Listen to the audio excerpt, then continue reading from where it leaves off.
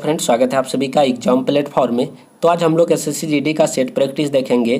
तो आज का जो सेट प्रैक्टिस होगा जीके जीएस और करेंट अफेयर्स का क्वेश्चन है, सारा जो है प्रीवियस ईयर का पेपर है। तो आप लोग यदि पिछले वाले सेट प्रैक्टिस नहीं लगाए तो उसे भी आप लोग जरूर देखें। तो चलिए देखते हैं फर्स्ट क्वेश्चन आपका, किस राज्य के मुख्यमंत्री ने राज्य की महिलाओं को सशक्त बनाने के लक्ष्य के साथ कलई गनर मगलीर उरीमाई थोगाई थिट्टम पहल का शुभारंभ किया। तो आपको क्वेश्चन को पकड़ना है कि थिट्टम पहल जो है ये किस राज्य में शुरू किया गया, पश्चिम बंगाल, मध्य प्रदेश, तमिलनाडु, केरल। तो देखिए इस तरह का वर्ड जब भी आए थिट्टम, कुछ अटपटा सा यदि आप लोगों को दिखे तो ये जो है आपका राइट आंसर क्या हो जाएगा, तमिलनाडु।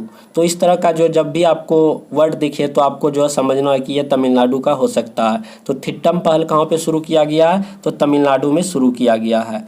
उसके बाद है हर्षवर्धन राजवंश कितने विशिष्ट प्रकार के क्षेत्रों में विभाजित था। तो बहुत ही अच्छा क्वेश्चन है। तो वर्धन साम्राज्य का जो प्रतापी जो राजा था, शासक था, वो हर्षवर्धन था। तो इन्होंने जो है अपने जो क्षेत्रों को कितना भागों में, यानी कि उसका जो विशिष्ट प्रकार के जो क्षेत्रों में विभाजित था तो वह कितनों प्रकार में विभाजित था। तो इसका राइट आंसर क्या हो जाएगा, ऑप्शन नंबर 3, यानी कि 2 भागों में विभाजित था। तो वह 2 क्षेत्र कौन कौन से हैं, तो इसमें देखिए आपका दिया गया यहाँ पे, पहला आपका हो जाएगा प्रत्यक्ष रूप से प्रशासित क्षेत्र और दूसरा सामंती राज्य। ये 2 भागों यानी कि क्षेत्रों में विभाजित था। उसके बाद जो है इसका जो शासनकाल जो था 606 से लेके 647 तक था। और इन्होंने अपना राजधानी कहाँ पे बनाया था, जो थानेश्वर से जो है कन्नौज लेके चला गया था। उसके बाद हर्षचरित का रचना यदि पूछा जाए कि हर्षचरित के रचनाकार कौन है, तो बाण भट्ट आपका राइट आंसर हो जाएगा। और हर्षवर्धन के शासनकाल में एक चीनी यात्री भी भारत आए थे, उनका नाम आप लोगों को ध्यान में रखना है। उनका नाम क्या है, ह्वेंत्सांग। पूछा जाएगा कि ह्वेंत्सांग किसके समय में भारत आया था, तो हर्षवर्धन के शासनकाल के मतलब कि काल में भारत आया था, उसे भी आप लोग ध्यान में रखेंगे।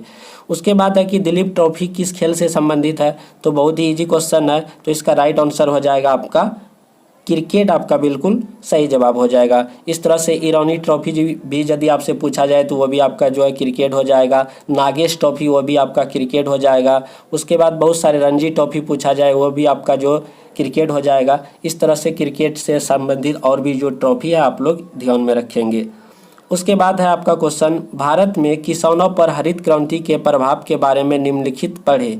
तो यहाँ पे 2 स्टेटमेंट दिया गया है, आपको बताना है कि हरित क्रांति से रिलेटेड जो है कौन सा 2 मतलब कि इन दोनों स्टेटमेंट में कौन गलत है, आपको वह बताना है।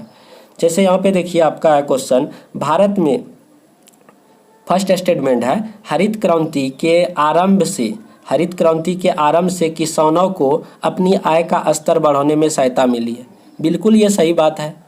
हरित क्रांति का जब प्रारंभ हो गया तो किसानों को अपनी आय का स्तर बढ़ाने में क्या हुआ, मदद मिल गया, ये तो सही है।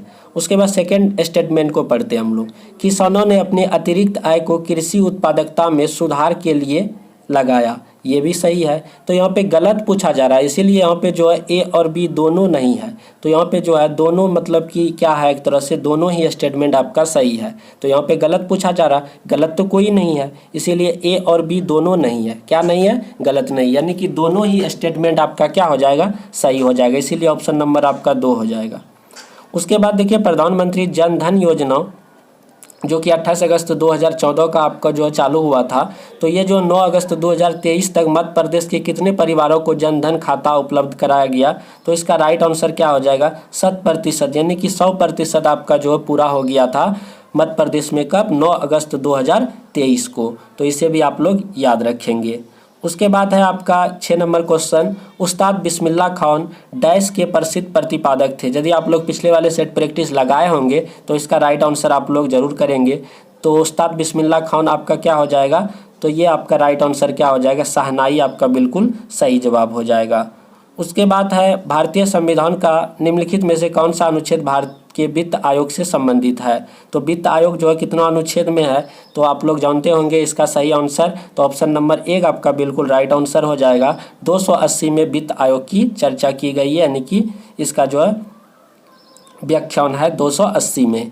उसके बाद हरित क्रांति को हरित क्रांति को किस प्रकार भी कहा जाता है, तो यहाँ पे क्वेश्चन आपसे पूछा गया कि हरित क्रांति को इस प्रकार भी कहा जाता है, तो हरित क्रांति को और किस नाम से जाना जाता है आपको बताना है। तो इसका राइट आंसर हो जाएगा क्या, आप लोग एक तरह से रिलेट करेंगे, जैसे इसमें है कि विश्व क्रांति, श्वेत क्रांति, नीली क्रांति, तो इसका राइट आंसर क्या हो जाएगा, ऑप्शन नंबर 4 कृषि क्रांति। हरित क्रांति किससे संबंधित है, कृषि से संबंधित है। हरित क्रांति होने से गेहूं के उपजाऊ में काफ़ी ज़्यादा बढ़ोतरी हुआ था, तो ये कृषि क्रांति भी आप लोग इसे बोल सकते हैं, और ये जो तीसरी पंचवर्षीय योजना में चालू हुआ था।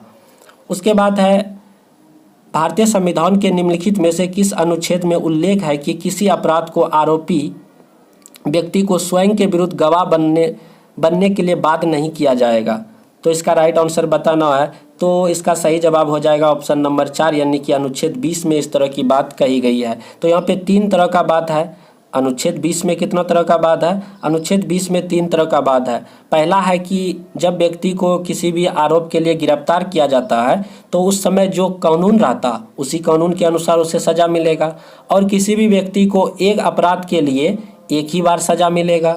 और तीसरा बात क्या है कि किसी भी व्यक्ति को जो है न्यायालय में यानी कि कोर्ट में खुद के विरुद्ध जो है उसे जो है गवाही देने के लिए बाध्य नहीं कर सकते हैं। तो अनुच्छेद 20 में 3 तरह का बात है, जब व्यक्ति जिस समय वह कोई भी गलती करेगा तो उसी कानून के अनुसार सज़ा मिलेगा, एक गलती के लिए एक ही बार सज़ा मिलेगा, और तीसरा बात क्या है कि खुद के विरुद्ध उसे गवाही देने के लिए बाध्य नहीं कर सकते। ये अनुच्छेद 20 में इस तरह की बातें कही गई है। उसके बाद है आपका किस खेल में प्रतिभागियों को पगी लिस्ट कहा जाता है। बहुत ही अच्छा क्वेश्चन है। इसका राइट आंसर क्या हो जाएगा, मुक्केबाजी आपका बिल्कुल सही जवाब हो जाएगा। तो मुक्केबाजी के जो प्लेयर होते हैं, प्रतिभागी होते हैं, उसे किस नाम से जाना जाता है, पगी लिस्ट बोला जाता है। तो आपका राइट आंसर ऑप्शन नंबर 3 हो जाएगा। उसके बाद है सापेक्षता के सिद्धांत के साथ डैश ने भौतिकी के परिदृश्य को बदल दिया। भौतिकी के परिदृश्य को बदल दिया। इस सिद्धांत ने क्वांटम यांत्रिकी सिद्धांत को डिजाइन करने में प्रमुख योगदान दिया। तो आपको बताना है कि सापेक्षता का सिद्धांत किसने दिया। बहुत ही अच्छा क्वेश्चन है। सापेक्षता का सिद्धांत किसके द्वारा दिया गया, तो आपका राइट आंसर हो जाएगा अल्बर्ट आइंस्टीन के द्वारा दिया गया, और इसे जो है 1921 ईस्वी में, कब 1921 ईस्वी में इसे जो है नोबेल पुरस्कार से भी सम्मानित किया गया। देखिए अल्बर्ट आइंस्टीन को 1921 में प्रकाश विद्युत प्रभाव की व्याख्या के लिए भौतिक का नोबेल पुरस्कार मिला। तो इससे भी आप लोग याद रखना है कि अल्बर्ट आइंस्टीन को जो कब नोबेल पुरस्कार से सम्मानित किया गया, 1921 ईस्वी में। और सापेक्षता का सिद्धांत इन्हीं के द्वारा दिया गया, जिसे हम लोग E बराबर mc² इस तरह से लिखते हैं हम लोग। E बराबर mc² किसने दिया, तो आइंस्टीन ने दिया, और इसे नोबेल पुरस्कार कब मिला, 1921 ईस्वी में मिला। तो आप लोगों को ध्यान में रखना है। उसके बाद हम लोग बढ़ते हैं अगले क्वेश्चन की तरफ। क्वेश्चन आपका लावनी नृत्य शैली निम्नलिखित में से किस राज्य से संबंधित है। बहुत ही अच्छा क्वेश्चन है। लावनी नृत्य शैली किस राज्य में, तो इसका बिल्कुल सही जवाब हो जाएगा ऑप्शन नंबर 3 महाराष्ट्र, आपका बिल्कुल सही जवाब हो जाएगा।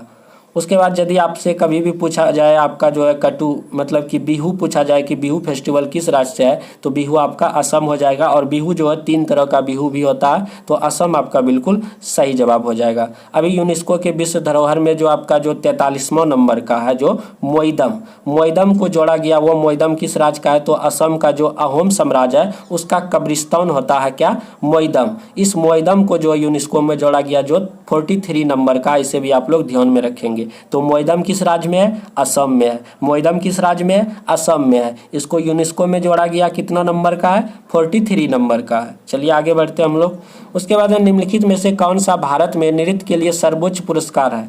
तो नृत्य से संबंधित सबसे जो है बड़ा अवार्ड यदि आपसे पूछा जाए तो इसका सही जवाब हो जाएगा संगीत नाटक अकादमी पुरस्कार। इसका जो स्थापना जो है 1953 ईस्वी में हुआ, उसे भी आप लोग याद रखेंगे। कब हुआ स्थापना, 1953 ईस्वी में। किस अवार्ड का, संगीत नाटक अकादमी पुरस्कार का। और नृत्य के क्षेत्र में सबसे बड़ा अवार्ड यदि पूछा जाए तो वह क्या हो जाएगा आपका संगीत नाटक अकादमी अवार्ड, जिसका स्थापना 1953 में हुआ है।